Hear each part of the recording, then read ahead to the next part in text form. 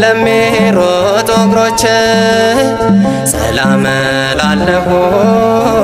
ቅንነት ያለህ በነፋስ ሰረገላ ለሚሮጡ እግሮች በነፋስ ሰረገላ ለሚሮጡ እግሮች ሰላም እላለሁ።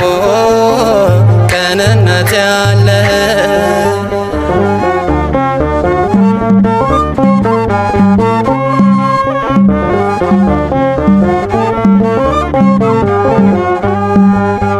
ከአመፃ ከተንኮል ንጹሕ ልብ የዋህ ነህ። እግሮቼን ከስህተት ጎዳና ጠብቀ ወደ ጽድቅ መንገድ አንተ መርተኸኛል። የሕይወትን ፍሬ አጎናጽፈኸኛል። በንፋስ ሰረገላ ለሚሮጡ እግሮች በንፋስ ሰረገላ ለሚሮጡ እግሮች ሰላም እላለሁ። ቅንነት ያለህ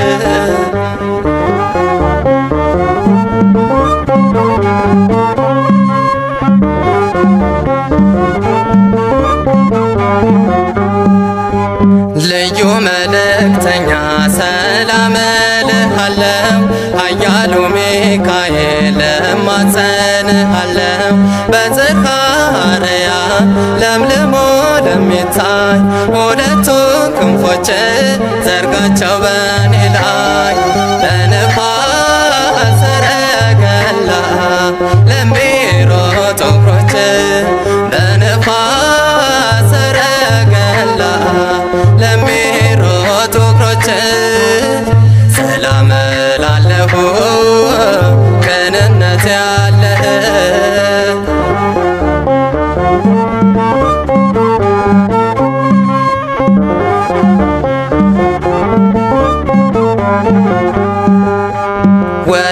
ወዳጅነትህም እጅግ ጠቃሚ ነው። የምሕረት አማላጅ ሁሌም ልማድህ ነው። በልብሰ ብርሃን በእውነት ተሸለም በአማላጅነትህ ሁልጊዜም የታመን በነፋስ ሰረገላ ለሚሮጡ እግሮች በነፋስ ሰረገላ ለሚሮጡ እግሮች ሰላም እላለሁ። ቅንነት ያለህ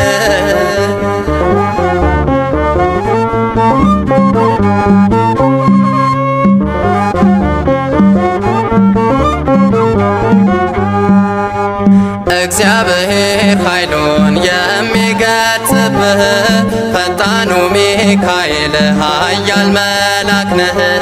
የተጨቆነውን ነፃ ምታወጣ በክንፈ ረድኤትህ የምትጋርደው ለነፋስ ሰረገላ ለሚሮጡ እግሮች በነፋስ ሰረገላ ለሚሮጡ እግሮች ሰላም እላለሁ። ቅንነት ያለህ በነፋስ ሰረገላ ለሚሮጡ እግሮች በነፋስ ሰረገላ ለሚሮጡ እግሮች ሰላም እላለሁ። ቅንነት ያለህ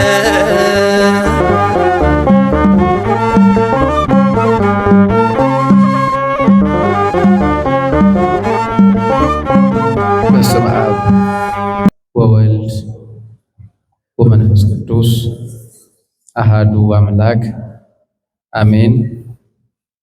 ይትባረክ እግዚአብሔር ዘሰመየ ሕማማተ ወልዱ ክብረ ወስብሐተ።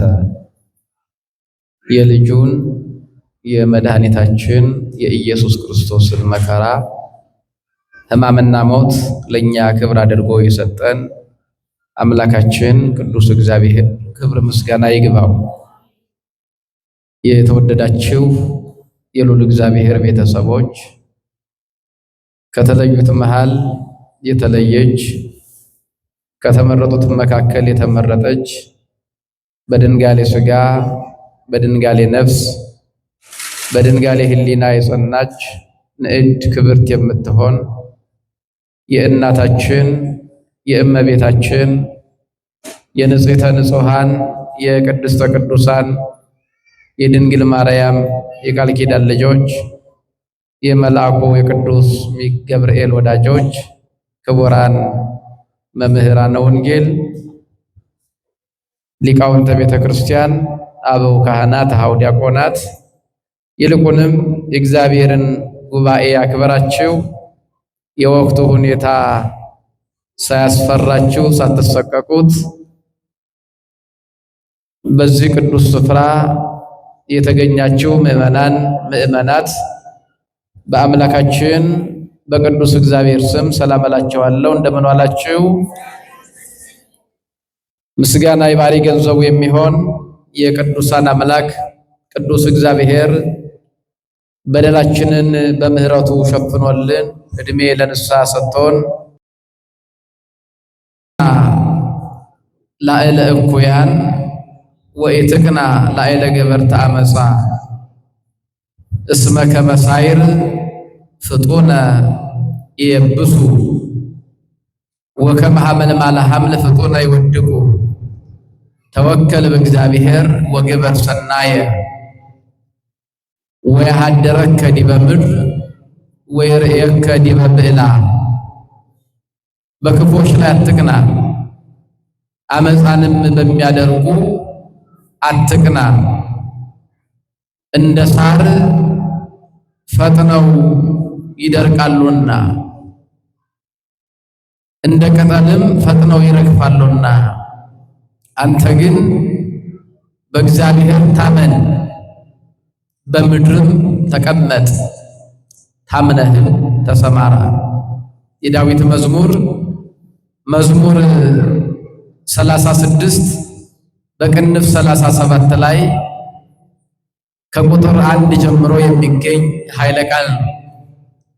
እንደ እግዚአብሔር ቅዱስ ፈቃድ ለዛሬ ባለን ጊዜ የምንማርበት የትምህርታችን ርዕስ የሚሆነው ታምነህም ተሰማራ የሚል ይሆናል። ቃሉ የሚገኘው በዳዊት መዝሙር 36 ቁጥር 3 ላይ ታምነህም ተሰማራ። እግዚአብሔር አምላካችን ለቀደሙ አባቶቻችን ለነቢያት፣ ለሐዋርያት፣ ለቅዱሳን ሊቃውንት ምስጢሩን ጥበቡንና ማስተዋሉን እንደሰጣቸው ሁሉ ዛሬም በዚህ ጉባኤ መሃል ተገኝቶ እንዲያስተምረን የእርሱ ቅዱስ ፈቃዱ ይሁንልን። ታምነህ ተሰማራ። እስኪ በሉት፣ እንዴት ሆነ ተሰማራ? ታምነህ ተሰማራ። ቅዱስ ዳዊት የተናገረው ቃል ነው። ያው ሁላችሁም እንደምታውቁት የገብርኄር ሳምንት ላይ ነው ያለነው። በእርግጠኝነት ትላንትም ከትላንትናም ወዲያ በጉባኤው ላይ ስለነበራችሁ እሁድ ጀምሮ ሲነገር ስለነበረ ስለ ታማኝነት፣ ስለ ታማኝ አገልጋይ፣ ስለ ውጤቱ፣ ስለ ትርፉ በስፋት ተመራቸዋል። ስለዚህ እኛም ዛሬ የምንማረው ታምኖ ስለ መሰማራት የታማኝነት ሳምንት ነው። ታማኝነትን የምትሰብክበት የዚህ የታማኝነት ሳምንት ወይም በቅዱሳት መጻሕፍት የተጻፈው በሙሉ እኛ እንድንመራበት ሕይወታችን እንድናስተካክልበት ነውና ነቢየ እግዚአብሔር ቅዱስ ዳዊት ከተናገረው ቃል ተነስተን እንማራለን። እግዚአብሔር ማስተዋሉን ለሁላችንም ያድለን። ቅዱስ ዳዊት ዝማሬውን ሲጀምር ኢትቅና ላዕለ እኩያን ወኢትቅና ላዕለ ገበርተ አመፃ፣ በክፉዎች ላይ አትቅና፣ አመፃንም በሚያደርጉ ላይ አትቅና ብሎ ነው የሚጀምረው። በማን ላይ አትቅና? በክፉዎች ላይ አትቅና። አመፃንም በሚያደርጉ ላይ አትቅና።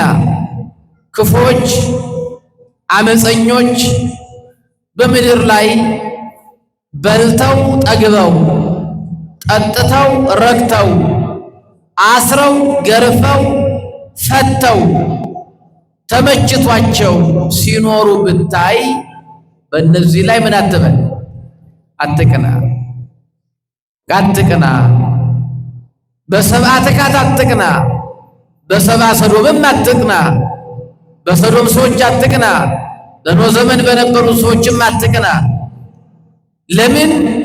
ለጊዜው አምረው ከብረው ለምልመው ከፍ ብለው ልታያቸው ትችላለህ ይልና ግን በሳር ይመስላቸዋል። በምን?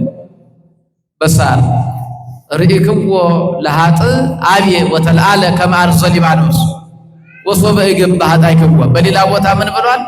ኃጢአተኛን እንደ ሊባኖስ ዝግባ እንደ ደጋ ዝግባ ከፍ ብሎ ለምልሞ አምሮ አየሁት አለና ስመለስ ግን አጣሁት።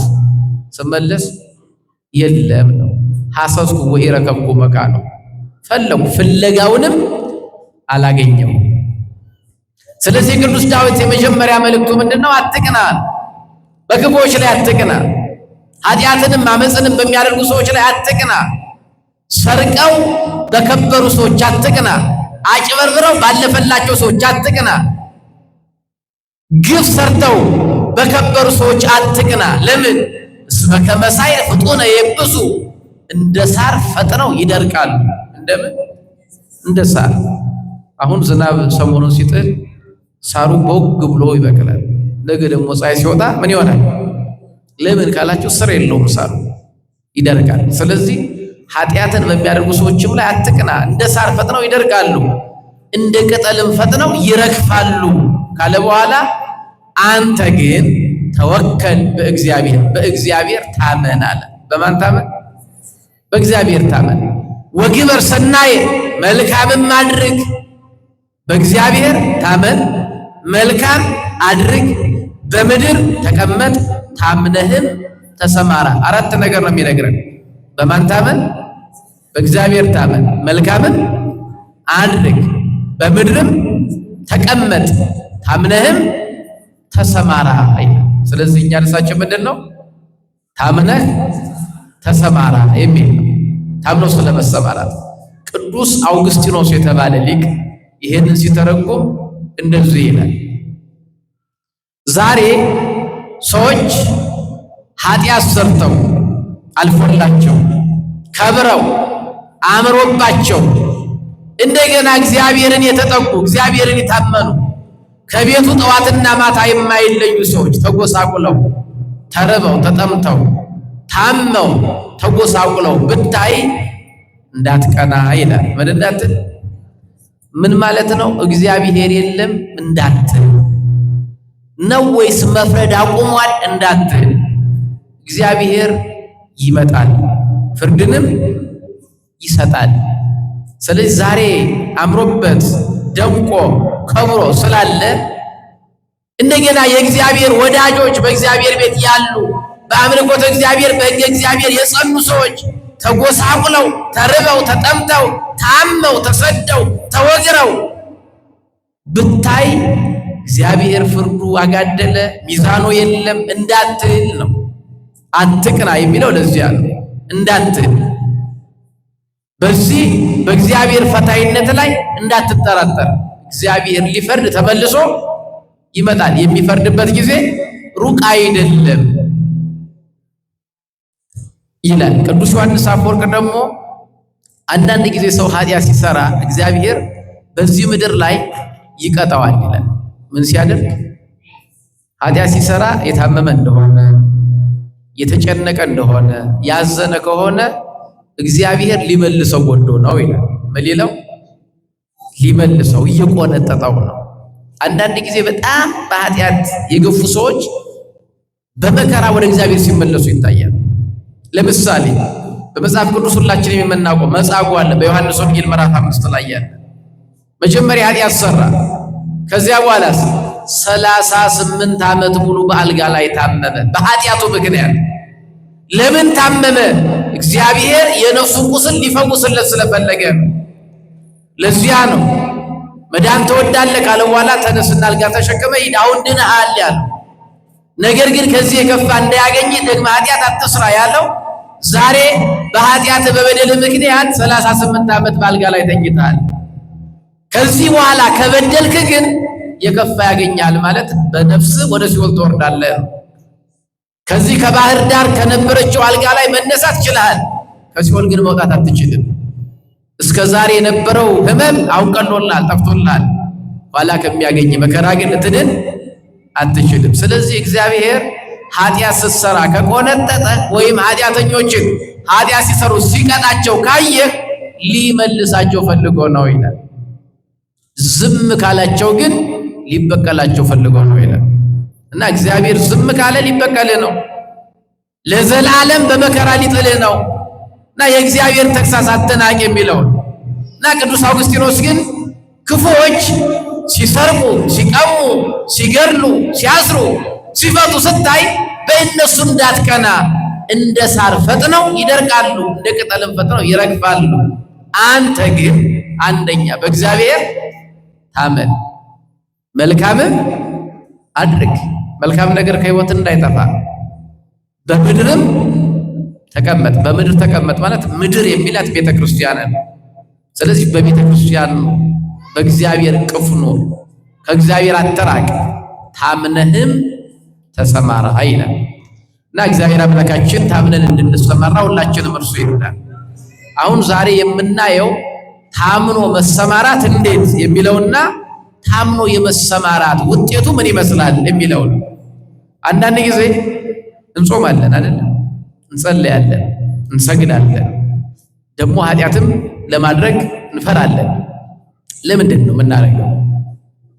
አሁን ለምንድን ነው ክፉ ስራ ማንሰራው የሚለውን ስንጠይቅ ለራሳችን እግዚአብሔርን ስለምንፈራ። ማንን ግን እግዚአብሔር የምንፈራው?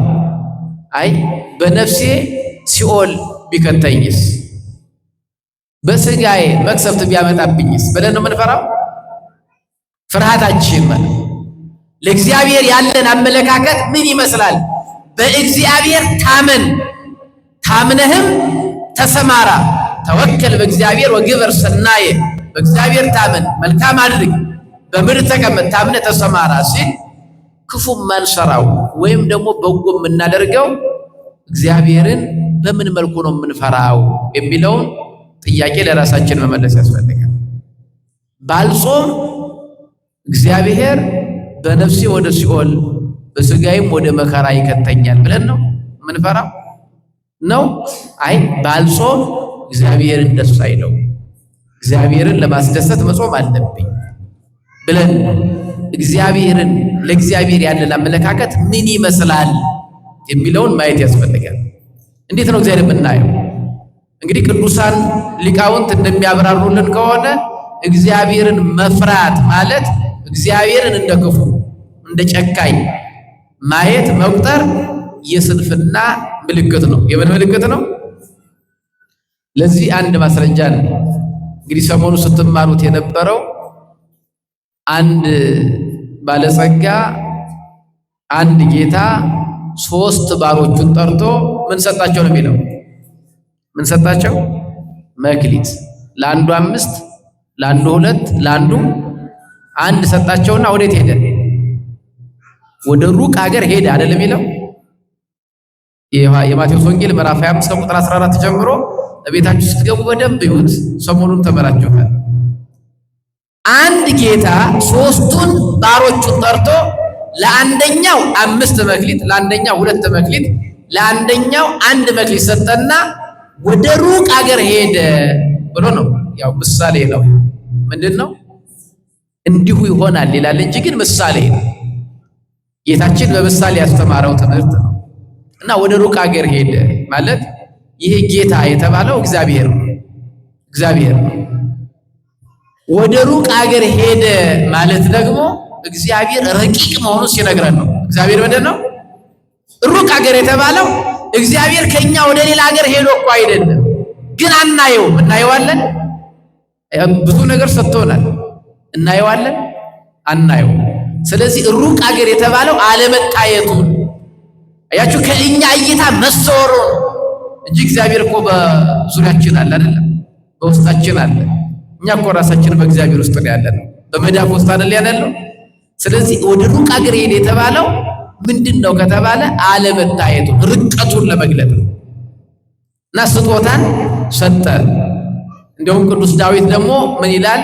ወደ ሩቅ ሀገር ሄደ ማለት ወደ ሰማይ አረገ ማለት ነው ይላል። ወዴት?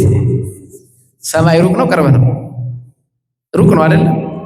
አሁን ሰማይ መጨረሻው ይታወቃል፣ መዳረሻው ይታወቃል። የጌታችንን እርገት የሚያወሳ ድርሰት የደረሰው ቅዱስ አባት ምን ይላል? ሰላም ለእርገትከ ዘኢይትረከብ መጠኑ ወለንብረትከ ሰላም ለአቡከ ውስተ የማን። መዳረሻው ጫፉ ዳርቻው ለማይታወቅ ለእርገት ሰላም እላለሁ አለ። ለምን? ሰላም ለእርገትከ ዘኢይትረከብ መጠኑ ማለት መዳረሻው ጫፉ ዳርቻው መጠኑ ልኩ ለማይታወቅ ለእርገት ሰላም እላለሁ። ስለዚህ ሩቅ ተብሎ የተጠራው ምንድነው ማለት ነው? አንደኛ አለመታየቱ ርቀቱ ምን ተብሎ ተጠርቷል? ሩቅ ተብሎ ተጠርቷል። ሁለተኛውስ እርገቱ ያረገ ወዴት ነው? ወደ ሰማይ ሰማያት። ስለዚህ አረገ። ታዲያ ቅዱስ ዳዊት ምን ይላል? አረገ ውስተ አርያም ፄዊወከ ፄዋ፣ ምርኮን ማርከህ ወደ ላይ አረግህ ካለ በኋላ ወወሃብከ ጸጋከ ለእጓለ እመሕያው፣ ለሰው ልጆችም ስጦታን ሰጠ ይላል። ምን ሰጠ? አሁን በደንብ የምናሰምርበት እግዚአብሔር ለሁላችን ምን ሰጥቶናል? ስጦታ። ስጦታ ሰጥቶን ምን አለ? አረገ።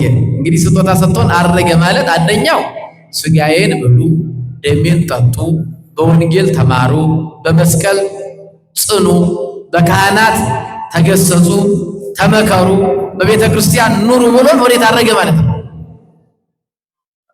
እየሰማችሁ ነው? ስጦታ የተባለው ቤተ መቅደሱ ስጦታ ነው። ስጋውና ደሙ ስጦታ ነው። ጥምቀት ስጦታ ነው። ንስሐ ስጦታ ነው። ካህናት ስጦታዎች ናቸው። መስቀል ስጦታ ነው። ታቦት ስጦታ ነው። ይህን ሁሉ ሰጠንና ወደ ሰማይ ሰማያት ምን አለ? አረገ ማለት ነው። ሌላው ደግሞ ስጦታን ሰጠን ማለት ስጦታ ሰጠን፣ ለእያንዳንዳችን አካል ዘያክል ሰጠን፣ የሚበቃ አካል ሰጠን። የሚበቃ ምን?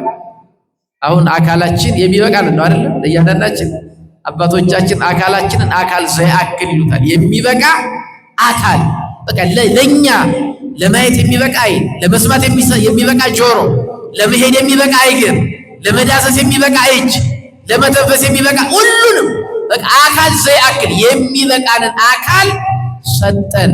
ስጦታን ሰጠንና ግን አላየነው። የሰጠንን አይተነዋል? አላየነውም አይደለም? ስለዚህ እግዚአብሔር ሰጠን፣ ስጦታን ሰጠን እና አይታይም። አለመታየቱ ሩቅ ሀገር ተባለ ማለት ነው። ሰጥቶናል፣ አይምሮ ሰጥቶናል፣ ልቡና ሰጥቶናል፣ እጅ እግር ሰጥቶናል፣ አምስቱን የስሜት ሕዋሳት ሰጥቶናል። በዚያው ላይ ደግሞ እንደ አቅማችን ስጦታንም ሰጥቶናል። ሀብት የተሰጠው ሰው አለ፣ ዕውቀት የተጨመረለት ሰው አለ፣ የመናገር ስጦታ በተለያየ ጸጋውን ዘርዘርን መጨረስ ስለማንችል ቅዱስ ጳውሎስ ምን አለ? ስለማይነገር ስጦታው እግዚአብሔር ይመስገን አለ። ምን ስለማይ? አንዳንዴ አነቃቂ ንግግር የሚናገሩ ሰዎች አሉ፣ በቪዲዮ በምንም የሚታዩና ጠዋት ስትነሳ እግዚአብሔርን አመስግን ይሉና ቢያንስ 5 ነገሮችን አስባ አመስግን ይላሉ። ስንት ነገሮች? እኔ የሰማሁትን ነው። ሌላም አንደኛ አንተ ተነስተሃል፣ ተኝተው የቀሩ አሉ። ስለዚህ ተኝተው የቀሩ አሉ። ስለተነሳ ምን በል? አመስግን። አንተ ተነስተህ አይንን ገልጠሃል፣ ልክ እንደነቁ የማያዩ ሰዎች አሉ፣ አመስግን። እንዲህ ይሉና 5 ነገሮች ይጠቅሳሉ። ነገር ግን ዘርዝሮ መጨረስ ይቻላል? ይቻላል? አሁን ለዚያ ነው ቅዱስ ጳውሎስ ስለማይነገር ስጦታው ማን ይመስገን? አሁንም እግዚአብሔር ይመስገን። ምን ስለማይነገር። ስለዚህ ስጦታን ሰጥቶናል። የሰጠን እግዚአብሔር ግን አናየውም። እናየዋለን? አናየው። አንደኛ አለመታየቱ ሩቅ አገር ተብሏል። ሁለተኛ ወንጌል ስጋውን ደሙን እሳን የሰጠን አምላክ ደግሞ ወደ ሰማዩ ሰማያት አርጓል። ስለዚህ አሁን ከኛ የሚጠበቀው ምንድነው ከተባለ ታምኖ ምን ማለት መሰማራት። ስጦታው አለ፣ መክሊቱ አለ። ስለዚህ በክፉዎች ላይ አትቅና። እግዚአብሔር ጉልበት ሰጥቷቸው በጉልበታቸው የደከመ መርዳት ሳይሆን ደካማውን መቀማት፣ ማሳዘን። እንደዚያም ሆኖ ደግሞ በከበሩ ሰዎች አትቅና። ስለዚህ አንተ በእግዚአብሔር ታመን። በማን ታመን? በእግዚአብሔር ታመን። መልካምም ደግሞ አድርግ። በምድር ላይ ተቀመጥ፣ ቤተክርስቲያን ኑር፣ ታምነህም ተሰማራ። ስለዚህ ከእነዚህ ከሶስት ሎሌዎች ባሮች መካከል አንደኛው የሰነፉ ባሪያ የተባለው የተሰጠውን መክሊት ነገደበት። ነግዷል? አልነገደም አይደለም። በጨርቅ ጠቀለለውና ምድር ቆፍሮ ምን አለው? ቀበረው። ለምን? ስለፈራ። ሰምታችሁኛል? ምን ስላለ ነው? ፍርሃት። አንዳንድ ጊዜ አጉል ፍርሃት ሰይጣን ያመጣበታል። ስለፈራ ቀበረው። ከዚያ በኋላስ ከብዙ ዘመን በኋላ የነዛ ባሮች ጌታ መጥቶ ሲቆጣጠር ይሄ ሰው ምንድን ነው ያለው? ጌታዬ አንተ ካልበተንክበት እንደምትሰበስብ ካልዘራህበት እንደምታጭድ ክፉ ጨካኝ ጌታ መሆንህን ስለማውቅ። ምን ስለምን? ስለማውቅ። ያውቀዋል? ትክክል ነው? አላወቀም።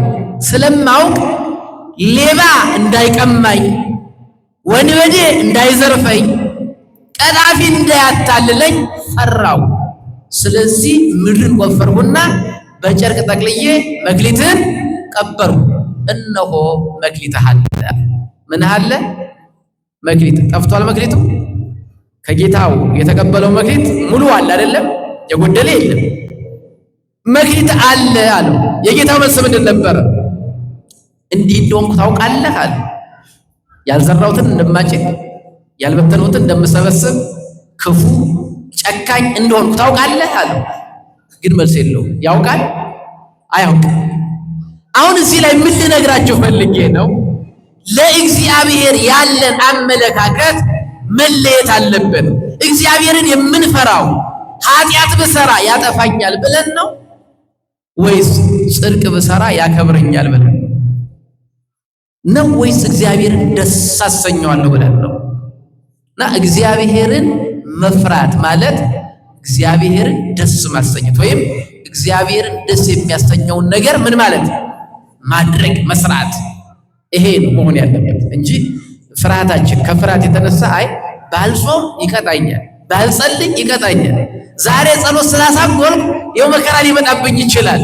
በዚህ አይነት ፍርሃት መሆን የለበትም። በቃ ጸሎት እግዚአብሔርን ማነጋገር ነው። ማን ማነጋገር ነው? እስከ እግዚአብሔር ጋር መነጋገር ደስ ያሰኛል፣ ያሰኛል። አሁን አንድ የዚህ ወረዳ ባለስልጣን መጥቶ እዚህ ጋር እንደው እሱን ማነጋገር ደስ ይላል አይደል? ያው ችግር ይኖራል፣ እንደው እንደዚህ ታደርግልኝ። እግዚአብሔርን ማነጋገር ደግሞ የበለጠ ምን ይላል? ደስ ይላል። ስለዚህ እኛም ደስ ስለሚለን እግዚአብሔርን ስለሚደሰት ስንጾም፣ ስንጸልይ፣ ከኃጢአት ስንርቅ እግዚአብሔርን ደስ የሚያሰኘውን ነገር በማድረግ ነው እንጂ እንዲህ ባላደርግ እንዲህ ያደርገኛል ብለን ለእግዚአብሔርን ያለን አመለካከት መለየት አለበትም። ስለዚህ ይህ ሰው ክፉ ባሪያ የተባለው ሰነፍ ባሪያ ሀካይ የተባለው ሰው በቃ እግዚአብሔርን አያውቀው፣ በሚያውቀው ፈርቶታል። ስለዚህ ተቀጣ። ሁለት ነገር ነው የተደረገበት። አንደኛው ተወሰደበት አይደለም፣ ይሄን መክሊቱን ውሰዱበት አይደል የተባለው። ስለዚህ አንደኛ ለዚህ ያበቃው ምንድነው? ፍርሃቱ እንዳይሰራ አድርጎታል፣ እንዳይወጣ እንዳይወርድ አድርጎታል፣ እንዳይሰማራ አድርጎታል። አሁን ይሄንን ቅዱስ ዮሐንስ አፈወርቅ ምን ያልመሰላችሁ እሱ ቢሰርቁኝስ የሚል ፍርሃት ነው ያለበት። እንደገና ከተሰረኩ ደግሞ መጥቶ ቢፈርድብኝስ የሚል ፍርሃት ነው ያለው። ስለዚህ እሱ አማራጭ ምንድነው? የሰጠኝን እንደተከበረ ይዤ ልጠብቀው ብሎ ነው ያሰበው። ነገር ግን ጽድቅ ወይም ከፍርድ ማምለጥ ኃጢአት አለመስራት ብቻ አያድን። ምን አለማድረግ? አሁን ብዙ ሰዎች ምን ይላሉ? እኔ ኃጢአት የለብኝ ምን ሰርቼ ይላል። ኃጢአት አለመስራት ብቻ አያጸድቅም፣ አያድን፣ አያከብር። ጽድቅ መስራት ያስፈልጋል። ምን መስራት? ጽድቅ መስራት ያስፈልጋል። ስለዚህ የሰው አላጎደለም፣ ካላጎደለ አልበደለም ማለት ነው። አልበደለም። ነገር ግን ያጠፋው ምንድን ነው? አንደኛ ጌታውን አለማወቁ፣ ሁለተኛ እኔ መክሊቴን የምጠብቃት እኔ ነኝ ማለቱ ማሰቡ እና እግዚአብሔር የሰጠው አንተ ተንቀሳቀስ እንድታተርፍ ማደርግህ እኔ ነኝ፣ አንተ በእኔ ታምነህ ምን በል ተሰማራ። ስለዚህ ዛሬ ከኛ የሚጠበቀው ብበድልስ፣ አሁን ንስሐ ግቡ ሲባል ብበድልስ፣ ኃጢአት ብሰራስ ገና ነኝ። የእኛን ድርሻ መስራት የሚገባን በጊዜ ነው። በምንድን ነው? በጊዜ ነው። ጊዜ ደግሞ ተለክቶ ተመጥኖ ነው የተሰጠን። ስለዚህ በተሰጠን በተለካልን ጊዜ በጎ ስራ እንድንሰራ እግዚአብሔር ይርዳል እና ለእግዚአብሔር ያለ በእግዚአብሔር ላይ ያለን አመለካከት መቀየር አለበት። እግዚአብሔርን ፍርዱን አይደለም መፍራት ያለብን፣ ፍርዱን አይደለም እግዚአብሔርን እንዲህ ባደርግ ደስ አሰኘዋለሁ የሚል እና አንደኛ ተቀማ፣ ሁለተኛ ደግሞ ተፈረደበት። ሁለቱን ባሮች ካየን ግን ሶስት ነገር ይዘው ተገኙ። ስንት ነገር? ሶስት ነገር። አንደኛ መክሊቱን አልናቁም፣ ንቀዋል። መክሊት የሰጣቸው ማን ነው? እግዚአብሔር ነው አይደለም? ለአንዱ 5 ለአንዱ ስንት? 2። አሁን 2 የተሰጠው ሰው ጌታዬን ምን አይቶብኝ ነው? ያባክናል ብሎ ነው? ከጓደኛዬ ለይቶ ለኔ 2 የሰጠኝ? ለሱ 5 ሰጠው፣ እንዴት ለኔ 2 ይሰጠኛል የሚል ስሜት አድሮበታል? አላደረበት። የጓደኛውን አይቷል? አላየም። ያየው የማን ብቻ ነው? የራሱ። ለኔ የሚችለውን የሚገባኝን ጌታ ይሄን ሰጥቶኛል ብሎ የተሰጠውን መክሊት አከበረ። አልናቀም፣ አላጎረመረመም፣ አላኮረፈም፣ ጥያቄ አላነሳም። ስለዚህ ከክርስቲያን የሚጠበቀው ምንድን ነው ከተባለ ታምኖ መሰማራት። መጀመሪያ ያለንን የተሰጠንን መረዳት። ምን ማለት? መረዳት፣ ተረድቶም አክብሮ መያዝ። አሁን ብዙዎቻችን የምናየው ሰው እኔ ምን አለኝና እንደው እንዲህ ቢኖረኝ እንዲህ አደርግ ነበር፣ ግን ገንዘብ የለኝም። አሁን ስልጣን ላይ ያሉ ሰዎች ስራ እየሰሩ አይደለም። እንደው ስልጣን ቢኖረኝ እኔ ይሄ ቢኖረኝ የምንለው ነገር አለ። እንግዲህ መክሊት የሌለው ስጦታ ያልተሰጠው ሰው በምድር ላይ የለም። አካል አንድ ስጦታ ነው፣ እድሜ ሌላ ስጦታ ነው ብለናል አይደለም? ሙሉ አካል አንድ ስጦታ ነው፣ ስጦታው ብዙ ነው እና ስጦታ ሰጥቶናል። የተሰጠንን ስጦታ አክብሮ ምን ማለት መያዝ፣ አክብሮ መያዝ። ይሄ መጀመሪያው እግዚአብሔር ስጦታ ሰጥቶኛል፣ ስለ ስጦታው ማመስገን፣ ስለ ስጦታው ማመስገን። ይሄንን ስጦታ የሰጠኝ እግዚአብሔር እኔን ስለሚያምንብኝ ነው፣ እንደምሰራ ስለሚያውቅ ነው፣ እንደማተርፍበት ስላመነ ነው ብሎ የተሰጠንን ስጦታ አክብሮ ይዞ ስለ ስጦታው እግዚአብሔር ምን ማለት ማመስገን። ከሁለቱ ባሮች የተገኘው ይሄ ነው። የተገኘባቸው በጎ ነገር ይሄ ነው። በቃ የሰጠን እግዚአብሔር ነው ብለው ስጦታውን አከበሩ፣ ስለ ስጦታውም እግዚአብሔርን አመሰገኑ። ሁለተኛ ከነዚህ ሰዎች የተገኘው ታምነው ተሰማሩ። ታምነው ምን አሉ? ሌባ ቢሰርቀንስ ብለዋል። ልክ እንደ ሶስተኛው ሰው ማለት ነው። እንደው ሌባ ቢሰርቀን፣ ወንበዴ ቢቀማን፣ ብንከስርስ፣ ቢፈርድብንስ ብለዋል አላሉ። ታምነው ምን አሉ? ተሰማሩ። እኛ ባሪያዎቹ ተነስተን እንሰራለን። ነህምያ የተናገረው እግዚአብሔር የሰማይ አምላክ ምን ይላል? ያከናውናል። እኛ እንሰራለን፣ ማን ያከናውናል? እግዚአብሔር ያከናውናል። እኛ እንጠራለን፣ የሚያበረክተው ማን ነው? እንድናተርፍ የሚያደርገው ማን ነው? ከሌባ የሚጠብቀን ማን ነው? ስለዚህ ታምነው ተሰማሩ። ያመኑት እግዚአብሔርን ብቻ ጌታቸውን አመኑ፣ ታምነው ተሰማሩ። ይህ ታምኖ መሰማራት የሚለው በሁለት መንገድ ነው። የመጀመሪያው እኔ እወጣለሁ፣ እወርዳለሁ፣ እሰራለሁ፣ እግዚአብሔር ስራዬን ይባርክልኛል። አንደኛው ይሄ ታምኖ መሰማራት ነው። ሁለተኛው ታምኖ መሰማራት የሚለው ግን በእውነት ጌታቸው ወደ ሩቅ ሀገር ሄዷል አይደለም? ያያቸዋል። ምክንያቱም ሰጥቷቸው ወዴት ነው ሄደው? ወደ ሩቅ ሀገር። አይቆጣጠራቸው። አቴንዳንስ ሳይዝ አንተ ለምን ተኝተህ አረፈርክ? ለምን በስራ ሰዓት አትገባም? ለምን እዚህኛው ገበያ አልሄድክም? ለምን አልወጣህም አልወረድክም ብሎ ይቆጣጠራል? አይቆጣጠርም አይደለም? ግን ባይቆጣጠራቸውም ስራ ከመስራት ሰንፈዋል? አልሰነፉም። ቢኖርም ባይኖርም ቢቀርብም ቢርቅም ቢያያቸውም ባያያቸውም ስራቸውን ከመስራት አላቋረጡም። ወዲያውም ወጥተው ነገዱበት ይላል። ወዲያው ወጥተው ምን አሉበት? ወደ ስራ ቀየሩ። ስለዚህ መታመን የሚለው በሁለት መንገድ ነው። አንደኛው አልፈሩ፣ አልሰጉ፣ ኪሳራ ቢመጣስ በኋላ ዋናውን አክስረት ብንጠየቅስ የሚል ፍርሃት በልባቸው ውስጥ የለም። ማንን ታመኑ? እግዚአብሔርን ታመኑ ማለት ነው። ሁለተኛው አለቃችን የለ ጌታችን የለ ብለው ደግሞ ወደ ኋላ ላሉ ስራ ከመስራት ከመውጣት ከመውረድ ከመትጋት አልለገሙ። ስለዚህ በትጋት ሰሩ።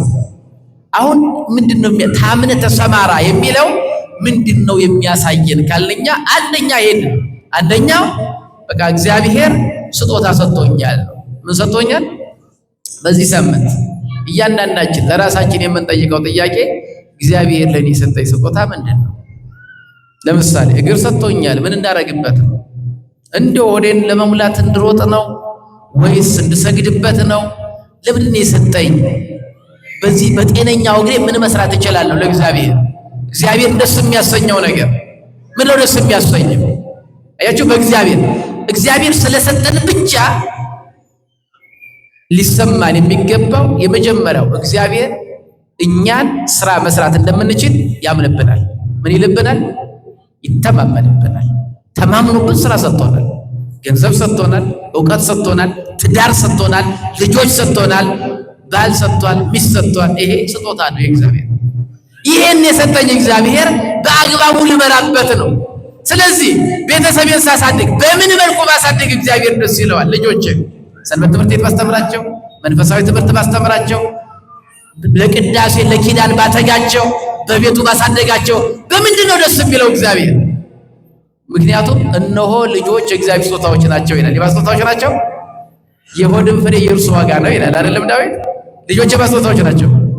አሁን ልጆች ተሰጥቷቸው ቤተ ክርስቲያን ሲመጡ ልጆችን አስተኝተው የሚመጡ ከሆነ መንፈሳዊ ስራ ሲሰሩ ልጆቻቸው እንዳያዩዋቸው ደብቀዋቸው ከሆነ ወይም ለቤተ ክርስቲያን ያላቸውን አመለካከት በደንብ ያውቁ ካላደረጓቸው እግዚአብሔር ደስ አላሰኙትም ማለት ነው።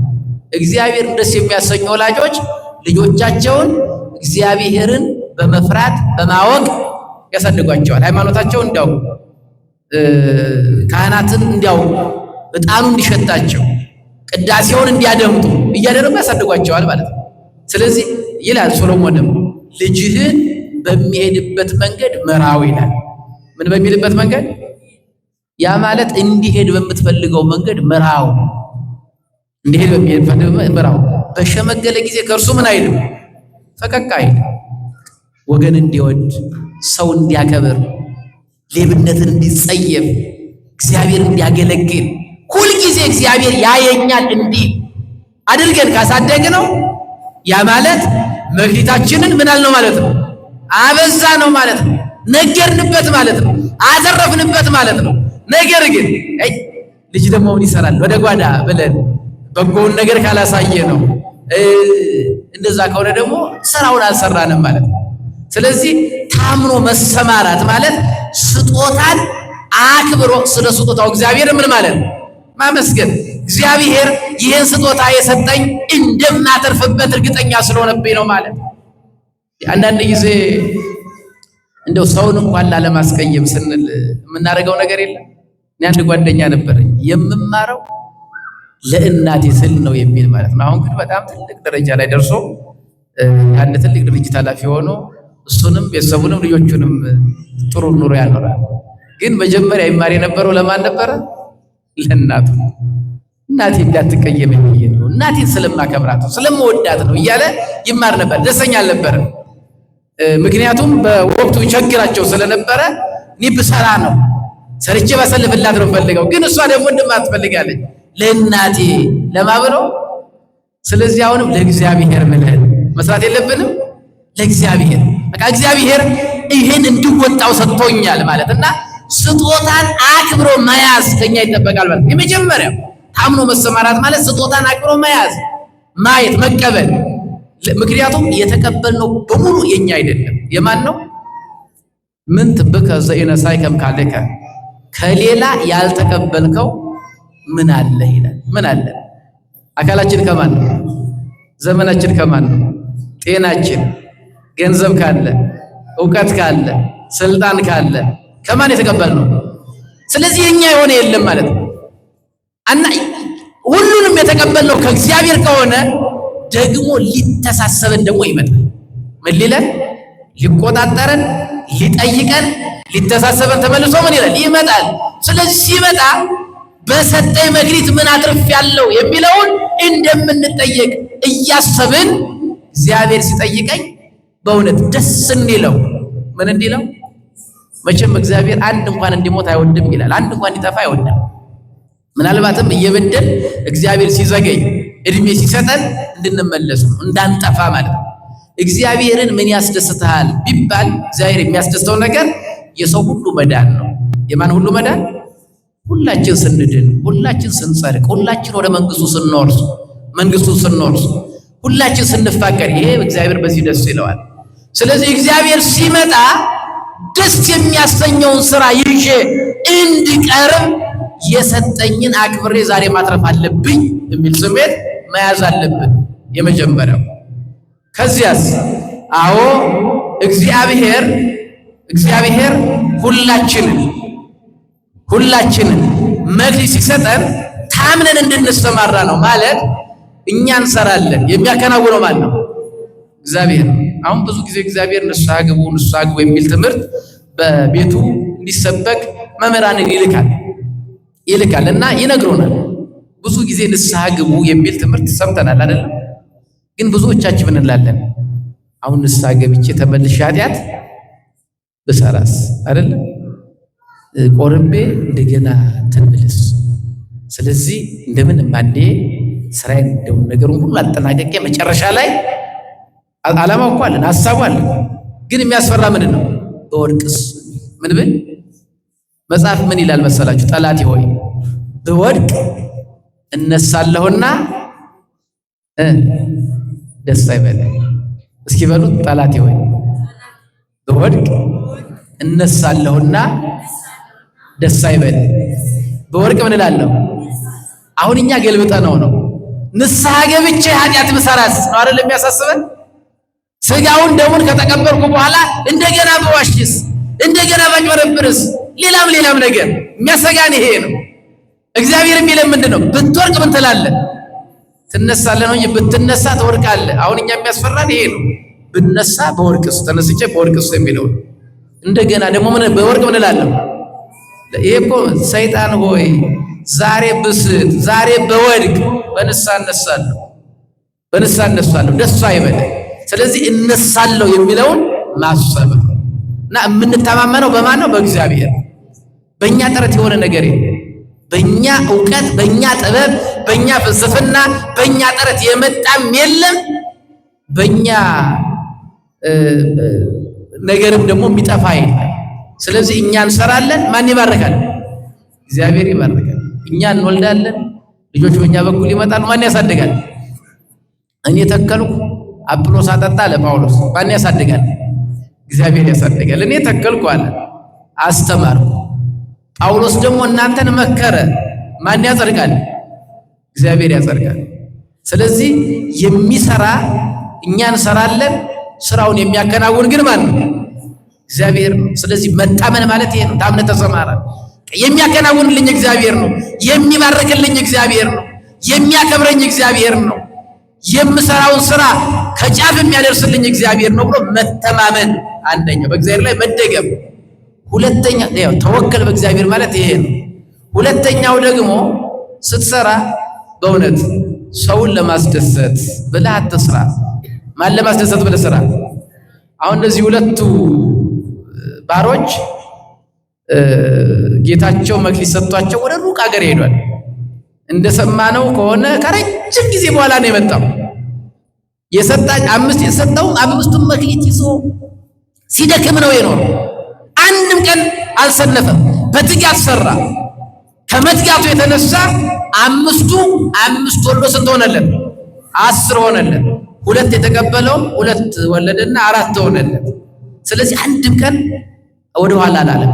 በትጋት ሰራ። ስለዚህ ከክርስቲያንም የሚያስፈልገው ምንድነው? እግዚአብሔርን ታምነን ከኛ ምን ይፈልጋል? ጥረት። አየንም አላየንም፣ ሰው አየንም አላየንም፣ እግዚአብሔር ያየኛል። እግዚአብሔር የሌለበት ቦታ የለም አይደለም? ቅዱስ ዳዊት ከፊት ወዴት እሄዳለሁ አለ፣ ከመንፈስ ወዴት እሸሻለሁ? ወደ ላይ እወጣለሁ፣ ወደ መቀመቃት ወርድ አንተ አለ። እንደው ጨለማን እንኳን ተገን ባደርገው እስመ ጽልመትን ይጸልም በኀቤከ፣ በአንተ ዘንድ ምን የለም? ጨለማ የለም። ስለዚህ ቅዱስ ዮሐንስ አፈወርቅ ምን ያልመሰላችሁ? በንግድህ ሚዛንህ ለአንተ ይመሰክርልሃል ይላል። በሚዛንህ አላጭበረበርክም። ፍርድ ስትፈርድ ሌላም ስራ ስትሰራ ማንም ሰው አይ፣ ግን የምትሰራው ስራ ራሱ ትክክል እንደሆንክ ይነግርሃል። እንደሳትክ እንደበደልክ ህሊና አይፈርድብህም፣ አይወቅስም። ህሊናችን የማይወቅሰንን ነገር ማድረግ ማለት ነው። ሰው ቢኖርም ባይኖርም አሁን መኪና ሰዎች ሲነዱ ትራፊክ ከሌለ ችግር የለም ማለት ትራፊክ ይፈራል። ከሌለ ግን ችግር የለም። ምን ፈራው? ፖሊስን ነው። ለእግዚአብሔር ለህሊና መገዛት ማስቀደም ያለብን ይሄም ባደርግ እግዚአብሔርን አስቀይሟል፣ እግዚአብሔር ደስ አይለው፣ እግዚአብሔር ያዝንብኛል የሚለውን ማያዝ እና በእግዚአብሔር ላይ ታምኖ መሰማራት፣ በጥረት መሄድ ማለት ነው። በጣም የሚገርመው ሶስተኛው እነዚህ ባሮች ያመጡት ምንድነው? 2 ያተረፈው 2 የሰጠው 4 ይዞ መጣ። 5 የሰጠው ደግሞ ስንት ይዞ መጣ? 10 ይዘው መጣው። የሁለቱም ንግግር አንድ አይነት ነው። 5 የተቀበለው ምን አለ? ጌታ ሆይ 5 መክሊት ሰጥተህ የነበረ እነሆ መክሊት 5 አተረፈ። 10ሩን መክሊትን ከነትርፉ ምን በል ውሰድ።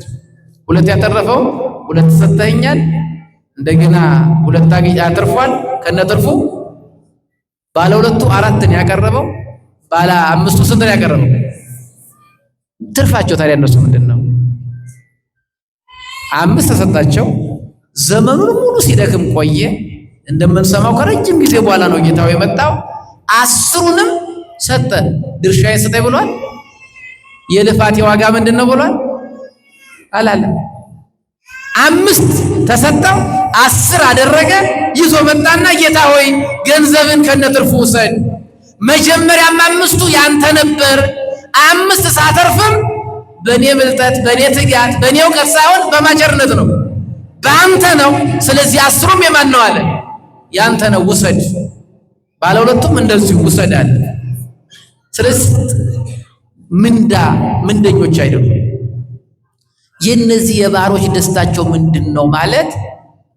ከጌታ ጋር መኖር ብቻ ለነሱ ትልቅ ደስታ ነው። ከማጋራ መኖር በቃ ያ 5 መክሊት የሰጣቸው ጌታቸው ተብሎ መጠራቱ፣ የሱ ሎሌዎች ተብለው መጠራታቸው ብቻ ለነሱ ምንድነው? በቂ ነው። አሁን ብዙዎቻችን እንላለን እኔ ህይወቴን ሙሉ ቤተክርስቲያን አገለግልኩ። ቤተክርስቲያን ምን አደረገችልኝ? ምን ሰጠችኝ? ህይወቴን፣ ልጅነቴን፣ ውበቴን፣ ለጋነቴን ገበርኩላት፣ ግን ምን አተረፈችልኝ የሚሉ ሰዎች አሉ። ሰማላችሁ በየሚዲያው። እኛ እኮ በረሃ ለበረሃ ተንከራተትንላት፣ ብዙ ዋጋ ከፈል፣ ግን ምን አደረገች? ይሄው ጭራሽ እንደዚህ ነው ብለው ቤተክርስቲያንን እግዚአብሔርን ለመክሰስ የሚሞክሩ ሰዎች አሉ። እነዚህ ሰዎች ዘመናቸውን ሙሉ ለፉ፣ አተረፉ። ያተረፉትን ኮሚሽን ስጠን አላሉ። የሚደርሰንን ደሞዛችን ስጠን አላሉ። ገንዘቡን ከነምኑ አቀረቡ? ከነትርፉ። ስለዚህ እኛ ምንድነው የሚያስተምረን ይሄ ምሳሌ ካለን አያችሁ፣ ምድራዊ ሀብት፣ ምድራዊ ጥቅም። እኛ እኮ እንዴ 2 ወር ካስቀደስን በረከት እንፈልጋለን። ምድራዊ በረከት እንፈልጋለን። እንዴ ጽድቅ ከሰራን ጭብጨባም እንፈልጋለን። ሌላም ነገር እንፈልጋለን። የምንፈልገው ነገር አለ። ምንም አልፈለጉም እነዚህ ሰዎች። ይኸው ከነትርፉ ሰደዋንታል። እና ቅዱስ ዮሐንስ አፈወርቅ ይገረማል። እነዚህ ባሮች ጥቅማቸው ታዲያ ምንድነው ይልና ሲመልስ ምን ይላል? ለካ የነሱ ትልቁ ጥቅም የዛ ጌታ ሎሌዎች መባል ነው ይላል። የማጌታ ሎሌዎች መክሊት የሰጣቸው ጌታ ሎሌዎች መባል ለነሱ ትልቅ ክብር ነው። ስለዚህ እኛም ክርስቲያኖች እግዚአብሔር አምላካችን ስለሆነ ብቻ ደስ ሊለን ይገባል። ለዚያ ነው ዕንባቆም ምን አለ በትንቢቱ ላይ የወይራ ስራ ቢጎድል አለ ባይከናወን እንደ ቀድሞ ባያፈራ ላሞች በበረቱ በጎችም በጋጡ ባይኖሩ እኔ ግን በአምላኬ በእግዚአብሔር ምን ይለኛል? ደስ ይለኛል። ክርስቲያኖች እኛ ክርስቲያኖች ነን። ከጾም ከጸሎት ተለይተን አናውቅም። ከቤቱ ርቀን አናውቅም። ነገር ግን እንደሌሎቹ ሀብት ላይኖረን ይችላል። ዕውቀት እንደው ዝና ክብር ላናገኝ እንችላለን። ምንም አይኖረን የቤተ ክርስቲያን ልጆች በመባላችን ብቻ ምን ሊለን ይገባል ማለት ነው? ደስ ሊለን ይገባል። ክርስቲያን በመሆናችን ብቻ የእግዚአብሔር ልጆች በመባላችን ብቻ። ትልቅ ስልጣን እኮ ነው። ከስልጣን በላይ ስልጣን፣ ከዚህ የበለጠ ስልጣን ምን አለ? ወለእለሰ ተወክፍዎ ወሀቦሙ ስልጣነ ሁሉ እግዚአብሔር ይሆኑ ለተቀበሉት ሁሉ ግን አለ በስሙ ለሚያምኑ የልጆቹ የሆኑ ዘንድ የእግዚአብሔር ልጆች የሆኑ ዘንድ ስልጣንን ሰጣቸው። የማ ልጆች? የእግዚአብሔር ልጅ ከመባል በቀር ምን ክብር አለ? አሁን የንጉስ ልጅ የአንድ ሀገር መሪ ልጅ መኪና አለው ተብሎ ይደነቃል? እንደው ጥሩ ልብስ ለበሰ ተብሎ ይደነቃል? እንደው ጥሩ ሆቴል እኮ ገባ ተዝናና ተብሎ ይደነቃል? አያስደንቅም። ምክንያቱም አባቱ ማን ነው? ንጉስ ነው። እንደገና ዛሬ እኮ ቁርስ አልበላ ተብሎ ሲናቃል፣ እንዲሁ አዳፋ ልብስ ለበሰ ተብሎ ሲናቃል።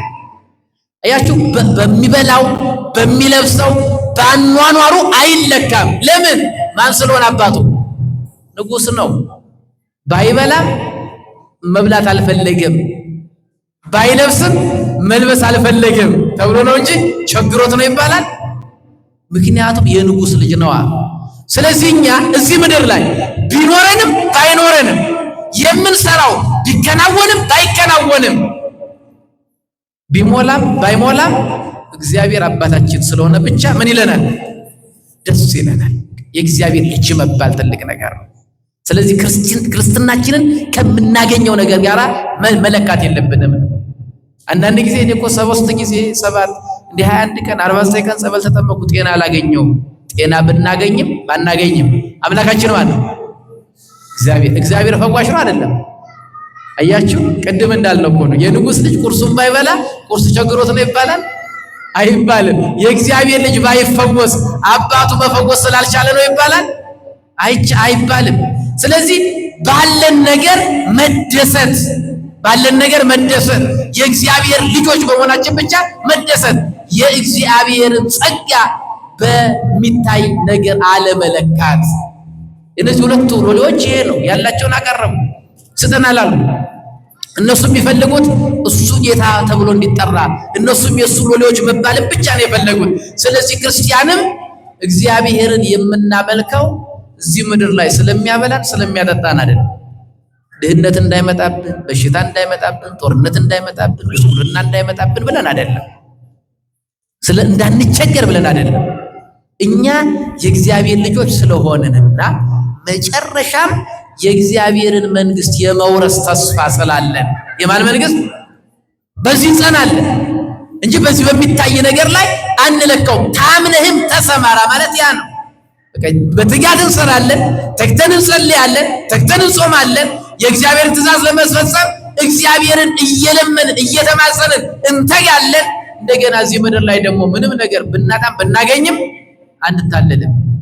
ስልጣን ስናገኝ ስልጣናችን ያታልለንም፣ ስንራብም አንታለልም። ብናገኝም ብናጣም መቀየር የለብንም። ታምኖ መሰማራት ማለት ይሄ ነው። ታምነን እንድንሰማራ እግዚአብሔር ይርዳል። ለታምነህ ተሰማራ። አሁን ታምኖ መሰማራት ይሄ ከሆነ ታምኖ መሰማራት አንደኛ እግዚአብሔር መክሊት እንደሰጠን ጸጋ እንደሰጠን አውቀን የተቀበልነው ጸጋ ደግሞ እንድናተርፍበት በመጨረሻም እንደምንጠየቅ ስንጠየቅ ደግሞ እግዚአብሔርን ደስ ለማሰኘት ብቻ እንዳይፈረድብን አይደል፣ በግራ ላለመቆም ብለን አይደለም የምንሰራው። እግዚአብሔርን ደስ ስለምናሰኘው ደስ የምናሰኘው በቀኙ ስንቆም ነው። በቀኙ ስንቆም እግዚአብሔር ደስ ይለዋል። ስለዚህ በግራ እንዳንቆም የግራ ቆመትን ፈርተን የሲኦልን እሳት ፈርተን አይደለም የምንጠነቀቀው፣ በጎ የምናደርገው በመጨረሻው ሰዓት እግዚአብሔር ደስ እንዲለው ማን ደስ እንዲለው ብለን መክሊታችን አክብረን እግዚአብሔርን የምናመሰግነው ከሆነ ታምነን ይሰማራል። ሁለተኛ እግዚአብሔር ቢያየንም ባያየንም፣ ያ ማለት እግዚአብሔር አያየንም ማለት አይደለም። ሰው ሲያመሰግነን ሞቅ ብሎን በጎ የምንሰራ፣ ሰው ሲነቅፈን ደግሞ በዚያው የምንጠፋ ሳንሆን ለእግዚአብሔር ታምነን ተግተን የምናገለግለው ከሆነ የምንሰራውንም ስራ ደግሞ እግዚአብሔር ያከናውንልናል ብለን እግዚአብሔርን ተደግፈን የምንሰራ ከሆነ የመጨረሻ ተስፋችንም ደስታችንም የእግዚአብሔር ልጆች መባልን ወደን ከሆነ ታምነን ተሰማርተናል ማለት ነው። ስለዚህ እነዚህ ሁለት ሎሌዎች ታምነው ተሰማርተዋል ማለት አንደኛ መክሊታቸውን ከእግዚአብሔር መቀበላቸውን አወቁ፣ ስለ እግዚአብሔር ስለሰጣቸው አመሰገኑት። ስለዚህ እንነግድበት፣ እኛ ስንነግድ ማን እንድናተርፍ ያደርገናል አሉ። እግዚአብሔር ትርፉን እግዚአብሔር ያመጣልናል። የኛ ድርሻ መሮጥ ነው፣ መንቀሳቀስ ነው፣ መለወጥ ነው፣ መሸጥ ነው አሉ። ስለዚህ እግዚአብሔር ደግሞ እንዲያተርፉ አደረጋቸው። በመጨረሻም ከትርፉ እንውሰድ አላሉ፣ አላስቀሩም፣ አልቆነጠሩም። ሙሉም በታማኝነት ለማን አቀረቡ? ለጌታ አቀረቡ። ስለዚህ ታማኝ አገልጋይ ተባሉ፣ ገብርኄር ተባሉ ማለት ነው። እና ሲመጡ ጌታ ምንድነው ያላቸው? ሁለቱንም ተመሳሳይ ቃል ነው የተናገረው።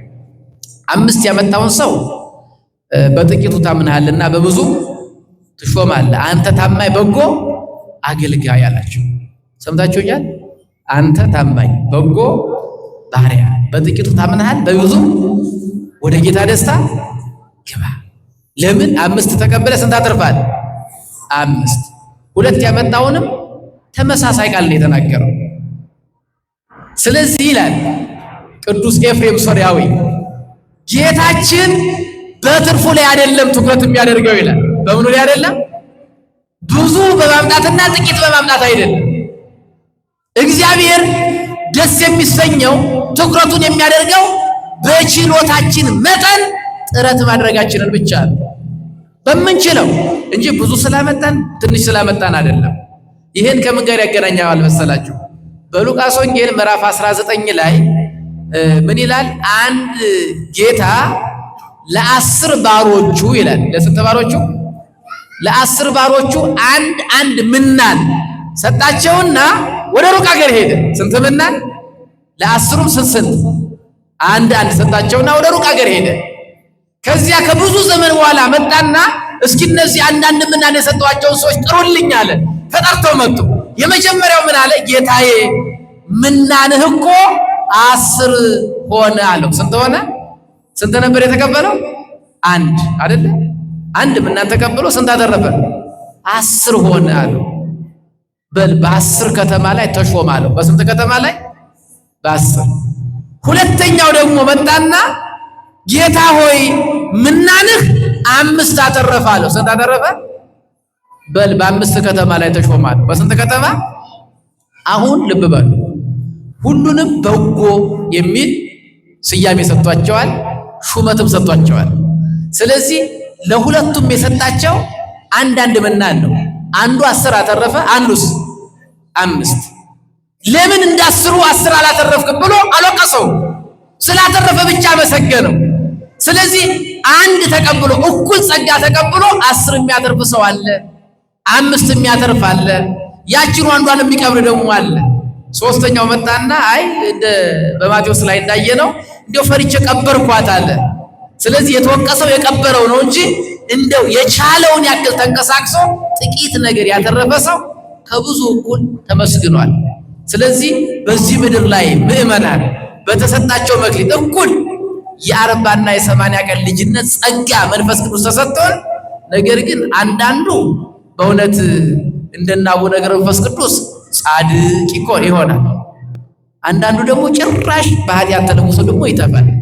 ስለዚህ እግዚአብሔር ብዙም ጥቂትም ያተረፉ ሰዎች በመጨረሻ በመንግስቱ ያከብራቸዋል። በምን ያከብራቸዋል? በመንግስቱ ያከብራቸዋል።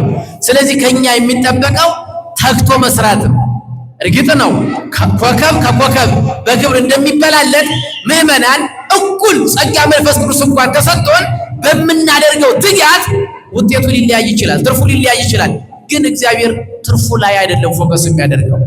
እግዚአብሔር ትኩረቱ በእኛ እንቅስቃሴ ላይ ነው፣ በእኛ አስተሳሰብ ላይ ነው፣ በእኛ እንቅስቃሴ ላይ ነው፣ በእኛ አመለካከት ላይ ነው፣ በእኛ መውጣት መውረድ ላይ ነው፣ በእኛ ፍላጎት ላይ ነው። ለዚያ ነው እናንተ አስቀድማችሁ መንግስቱን አጽድቁ ፈልጉ፣ ሌላው በሙሉ ምን ይላችኋል? ይጨመርላችኋል። እናንተ መንግስተ ሰማያትን ስትፈልጉ መብል ይሰጣቸዋል፣ መጠጥ ይሰጣቸዋል፣ ልብስ ይሰጣቸዋል፣ ጤና ይሰጣቸዋል፣ ሰላም ይሰጣቸዋል፣ ሌላው ይጨመራል፣ አይከለከላቸውም ነው። እና ይዘው መጡ። መጨረሻ ላይ ግን ጌታቸው ወይም የሎሌዎቹ ጌታ ምን አለን? ሶስት ነገር ሰጣቸው። ስንት ነገር? ሶስት ነገር። የመጀመሪያ አመሰገናቸው። ምን አላቸው? ምስጋና። ያችሁ በተሰጠን መክሊት የቻልነውን ያክል ብናጠርፍ መጨረሻ ላይ የምንጠብቀው ምንድነው ብትሉ ያመሰግነናል። ምን ይለናል? በዚህ በማቴዎስ ወንጌል ላይ ራሱ ክርስቶስ ሲናገር ምን አለ? ስትጸልይ ቤትህን ዘግተህ ወደ እልፍኝህ ገብተህ ጸልይ አለ። ተሰውረ ስትጸልይ ተሰውሮ የሚሰማህ እግዚአብሔር ዋጋህን በግልጥ ይከፍልሃል አለ። ዋጋህን በምን ይከፍላል? ዛሬ ሰው አየን አላየን፣ ተመሰገን ተነቀፍን ብለን ሳንሰጋ ሳንደሰት ሳንከፋ በምናደርገው በጎ ነገር ላይ የመጨረሻው እግዚአብሔር በመጀመሪያ የሚሰጠን ምስጋና ነው። ምንድነው? እናንተ የአባቴ ቡሩካን የሚለው እኮ ምስጋና ነው። ተርቤ ያበላችሁኝ፣ ተጠምቼ አጠጣችሁኝ የሚለው ምስጋና እኮ ነው። ስራችን ይገለጣል ማለት ነው። እነ ቅዱስ ዮሐንስ አፈወርቅ ምን ያልመሰላችሁ? ሞት የሥራ መጨረሻ ነው አለ። ሞት የምን መጨረሻ ነው? በቃ ሰው ስራ መስራት የሚችለው እስከ መጨረስ ነው፣ እስከሚሞት ድረስ። ትንሣኤ ደግሞ የሥራ መገለጫ ነው አለ። የምን መገለጫ ነው? በቃ እስከ ሞት ድረስ የሰራ ነው መቼ ይገለጣል ማለት ነው? በትንሣኤ ይገለጣል ማለት ነው። ስለዚህ ሲገለጥ ምንድነው የምንጠብቀው? ሲገለጥ ስራችን የሚገለጠው እናንተ ርጉማን ከኔ ሂዱ የሚል ነው ወይስ እናንተ ቡሩካን ወደ እኔ ሂዱ? ስለዚህ እናንተ ቡሩካን የሚለውን ለመስማት ለመመስገን ይሄን ቃል ለመስማት ዛሬ ስራ መስራት ያስፈልጋል። መቼ? እስከምንሞት ድረስ። ሞት ሳይቀድመን መሽቀዳደም አለብን ማለት ነው። መቼ እንደሚመጣ ደግሞ ሞት አናውቀው። ስለዚህ መሽቀዳደም መስራት አለብንና አመሰገናቸው። አንተ ታማኝ በጎ አገልጋይ በጥቂቱ ታምነሃል ብሎ አመሰገናቸው ማለት ነው። ሁለተኛስ ሾማቸው። ምን አላቸው? ሾማቸው። ሰምታችሁኛል? ሾማቸው። ምን አላቸው? ሾማቸው። ሹመት አገኘ። በዚህ በማቴዎስ ወንጌል ምዕራፍ 19 ላይ አንድ ባለጸጋ መጣና ክርስቶስን አንድ ጥያቄ ጠየቀው። ምን የሚል? ጌታ ሆይ የዘላለምን ሕይወት ወርስ ዘንድ ምን ላደርግ አለው። ከ10 ትእዛዛት መካከል ይሄን አድርጋለና ነገረው ክርስቶስ። ይሄ ባለጸጋ ምን አለ? ጌታ ሆይ እነዚህንማ እኮ ከሕፃንነት ጀምሬ ፈጽሜያለሁ፣ የሚጎለኝ ምንድነው አለ። ምን የሚለኝ? ፍጹም መሆን ከፈለግ ያለን ሁሉ ሸጥና ለድሆች ሰጥተህ እኔን ተከተለኝ አለው። ያን ጊዜ ብዙ ሀብት ስለነበረው እንዲሁ እያዘነ ወደ ኋላው ተመለሰ። ጌታችን ምን አለ? ባለጠጋ ወደ መንግስተ ሰማያት ከሚገባ ግመል በመርፌ ቀዳዳ ቢያልፍ ይቀላል አለ። አሁን ይሄ ምን ማለት ነው? ባለጠጎች አይጸድቁም እያለ አይደለም፣ ግን የገንዘብ ፍቅር ምን ያክል ከመንግስተ ሰማያት እንደሚለየን እየነገረን ነው። ገንዘብን መውደድ ይላል የኃጢአት ሁሉ ስር ነው ይላል። የምን ሁሉ ስር ነው? በቃ የገንዘብ ፍቅር ምን ያክል ከእግዚአብሔር መንግስት ሊለየን እንደሚችል እየተናገረ ነው። ክብደቱን ነው የተናገረው እንጂ ባለጠጎች ወደ እግዚአብሔር መንግስት አይገቡም ማለት አይደለም። ያማ እንዳይሆን ያው ሊቁ በቅዳሴ ይነግረናል። ያን ጊዜ ባለጸጋን ስለ ባለጠግነቱ አያፍረውም አለ። ምን አይለው? ድሃንም ስለ ድህነቱ ምን አይለው? አይንቀውም። ድሃ መሆን ለእግዚአብሔር መንግስት አያበቃም። ባለጠጋ መሆንም ከእግዚአብሔር መንግስት ምን አይልም አያስቀርም። ባለጠጎች እነ ኢዮብ እነ አብርሃም የእግዚአብሔር መንግስት ወርሰዋልና ድሆች ሆነውም ደግሞ እንደዚሁ ነው። በዚህ ምድር ላይ ስላልበሉ፣ ስላልጠጡ፣ ስለታመሙ፣ ስለተጎሳቆሉ የእግዚአብሔር መንግስት ይወርሳሉ ማለት አይደለም። በተሰጣቸው መክሊት ምን ሰርተዋል የሚለው ለእግዚአብሔር መንግስት የሚያበቃው። ስለዚህ እያዘነ ወደ ኋላው ሲመለስ ይህን ቃል ተናገረ ጌታ እና ቅዱስ ጴጥሮስ ምን አለ? ጌታ ሆይ ያለው እኛ ሁሉን ትተን ተከተልንህ ምን እናገኛለን አለው። ሁሉን ተምናል። ያን ጊዜ ክርስቶስ ምን አለ? እናንተማ እኔን የተከተላችሁኝ የሰው ልጅ በክብሩ በመጣ ጊዜ በምኑ በክብሩ በመጣ ጊዜ በ12ቱ ወንበር በ12ቱ ዙፋን ተቀምጣችሁ በ12ቱ ነገደ እስራኤል ትፈርዳላችሁ አለው። በ12ቱ ዙፋን ተቀምጣችሁ በ12ቱ ነገደ እስራኤል ምን ትላላችሁ? ትፈርዳላችኋል። ታዲያ ይሄ ሚስጥሩ ምንድነው ቢባል 12 ወንበር 12 ነገድ አይደል ያለው? እናንተ የምትቀመጡት በስንት ወንበር ነው? በ12 ዙፋን ነው። አሁን 12 ሲል 12 ሐዋርያት ስለሆኑ አይደለም። እንግዲህ መቼ የሚመስለን እንደዛ እንዳይሆን ሐዋርያቱ 12 ስለሆኑ አይደለም። እንደዛም አንዳንድ አንዱ ይሁዳ ደግሞ ወጥቷል። ጌታ ከመረጣቸው ከዋለበት እየዋሉ ካደረበት እያደሩ ከተማሩ አንዱ ወጥቷል። ስለዚህ 12 ዙፋን ምንድነው ስንል ዓለም 4 ክፍል አላት። ስንት ክፍል አላት? ምስራቅ፣ ምዕራብ፣ ሰሜን፣ ደቡብ ስንት ነው? 4። ስለዚህ ክርስቶስ ሐዋርያትን ያዛቸው ምን ብሎ ነው? ወደ ዓለም ሂዱ በአብ በወልድ በመንፈስ ቅዱስ ስም እያጠመቃችሁ ደቀ መዛሙርቴ አድርጓቸው አይደል ያለው? አሁን በስንት ስም ስንት ስም አገኘ? ስሙ ስንት ነው? አብ ወልድ መንፈስ ቅዱስ 3 ስም አይደለም? በ3ቱ ስም የሚጠመቀው ደግሞ በስንት ማዕዘን ያለ ነው? በ4ቱ ማዕዘን ዓለም ያለውን በ3ቱ ስም በአብ በወልድ በመንፈስ ቅዱስ ስም እያጠመቃችሁ ደቀ መዛሙርት አድርጋቸው። 3 ሲባዛ በ4 ስንት ነው? 12። ያ ማለት በአብ በወልድ በመንፈስ ቅዱስ ስም ተጠምቀው በ4ቱ ማዕዘን ያሉ ምእመናን መክሊታቸውን ቢጠብቁ ቢያተርፉ ይፈርዳሉ። ምን ይላሉ? ይፈርዳሉ። በማ ላይ? በ12 ነገድ። በስንት ነገድ? በ10። አሁን ልብ በሉ፣ የሚፈርዱትም ክርስቲያኖች ናቸው፣ የሚፈረድባቸው ክርስቲያኖች ናቸው፣ የተጠመቁ ናቸው። ፈራጆቹም የተጠመቁ ናቸው፣ የሚፈረድባቸው ምን ናቸው? የተጠመቁ ናቸው። በ4ቱ ማዕዘን ከ4ቱ ማዕዘን የተገኙ በአብ በወልድ በመንፈስ ቅዱስ ስም የተጠመቁ ነገር ግን መክሊታቸውን የቀበሩ የሰነፉ ሰዎች ይፈረድባቸዋል። የሚፈርዱባቸው እነማን ናቸው? ያተረፉት። ያላተረፉት ምን ይሏቸዋል? ይፈርዱባቸዋል። ማለት እንደው ተርቤ አላበላችሁኝም ሲላቸው የታጌተንህ ሲሉ እነሱ ጌታጌቱ አበሉኝ። ፈረዱ አልፈረዱ? ማነጻጸሪያዎቹ እነዛ ናቸው። ታስሬ አልጠየቃችሁኝ ሲላቸው የታጌተንህ ይኸው እነሱ ጠየቁኝ። ስለዚህ ትፈርዱባቸዋላችሁ። ያኔ ትፈርዳላችሁ ማለቱ በ12ቱ ወንበር ትፈርዳላችሁ አላቸው። ስለዚህ ሹመት ማለት ፈራጅነት ማለት ነው። ሾማቸው፣ ትፈርዳላችሁ። ሹመት ሰጠ። አንደኛ አመሰገነ፣ ሁለተኛ ምን አላቸው? ሾማቸው። ሶስተኛው ወደ ጌታ ደስታ ግባ አለው። ወደማ ደስታ ወደ ልብህ ይምጣ አይደለም ያለው። አንተ ራስ ወዴት ግባ? ዮሐንስ አፈወርቅ ይላል መሰላችሁ፣ ይሄ በዳዊት መዝሙር 11 ላይ ወወደይከ ትፍሲተ ውስተ ልብነ እንፍሬ ስርናይ ወወይን ወቅበዛ፣ በልቤ ደስታን ጨመርክ አለ። በልቤ ምን ጨመርክ? ደስታ። መቼም ደስታ በብዙ መንገድ ይገኛል አይደለም? ሰው የሰርጉ ዕለት ደስ ይለዋል። የምርቃቱ ዕለት ልጅ ሲወልድስ ደግሞ ሲጨመርለትስ? አያችሁ ደስታው እኮ አያልቅም አይደለም? የሆነ ነገር ስናገኝ ደስ ይለናል፣ ግን ደግሞ ፈጥነን ደግሞ እንረሳዋለን። አያችሁ ሰው የደስታ በብዙ መንገድ ይገኛል። ሹመት ሲያገኝ፣ ስልጣን ሲያገኝ፣ ሲደነቅ በምና ደስ ይለዋል። ነገር ግን የተመጠነ ደስታ ነው። የሚችለውን ያክል ነው የተደሰተው በዚህ ዓለም። አያችሁ ደስታ ወደ እሱ ሲመጣ ነው። አሁን ግን ወደ ጌታ ደስታ ግባ ነው። አንተ ራስህ ወደ ደስታ ባህር ምን በል፣ ሐዘን የሚባል አገኘም። ደስታ ባህር ውስጥ ሰጥመሃል። ብርጭቆ ከባህር ውሃ ቀርተን ብንጨምርበት የሚችለውን ያክል ይይዛል ይላል። ግን ውሃ ውስጥ ብንጨምረው ፈጽሞ በውሃ ተከቦ ይኖራል። ስለዚህ ወደማይፈጸም ደስታ ወደማያልቅ ደስታ ግባ ነው ያለው፣ ወደማያልቅ ደስታ። ስለዚህ እኛ ታምነን ብንሰማራ እነዚህን ሶስት ነገሮች እንጠብቃለን።